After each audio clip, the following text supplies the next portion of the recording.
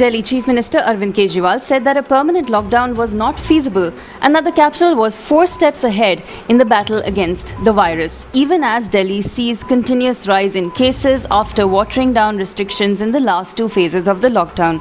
Kejriwal said life has to carry on with the coronavirus with all the precautions. The Karnataka government on Saturday has said there would be no Sunday curfew in the state this week and that services would continue between 7 a.m. and 7 p.m. According to an order issued by the State Chief Secretary T.M. Vijaya Bhaskar, the curfew was withdrawn after requests by the public. Following the order, officials said Karnataka State Road Transport Corporation buses would run tomorrow. At least 3,500 buses will be in service. On the first anniversary of the Modi 2.0 government, the Prime Minister has written an open letter to the nation where he talked about the resilience of Indians and the sufferings of migrants and daily wage labourers due to the lockdown and appealed that the nation must show patience in the long fight against this pandemic. He wrote, "Many feared that India will become a problem for the world when coronavirus hits it. But today, through sheer confidence and resilience, you have transformed the way the world looks at us. We must always remember that the present and future of 130 crores will never be dictated by an adversity." India reported the biggest single-day jump in the number of new coronavirus patients and deaths in the last 24 hours, taking the total to 1,73,763 cases and 4,971 deaths.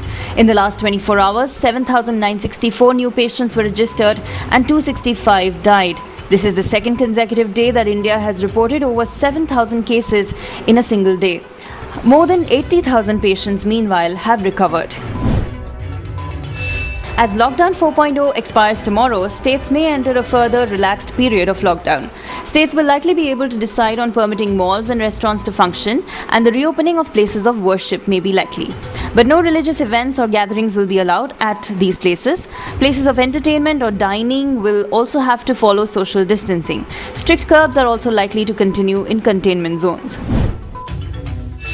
US President Donald Trump said he would withdraw special privileges granted to Hong Kong after China passed laws to tighten its grip on the financial hub. He also said the US was severing ties with the World Health Organization, which he says failed to do enough to combat the initial spread of the novel coronavirus. Trump first suspended funding to the UN agency a month ago, accusing it of mismanaging the global pandemic and being a puppet to China. A Minneapolis policeman accused of killing unarmed African-American George Floyd by kneeling on his neck was taken into custody and charged with third-degree murder.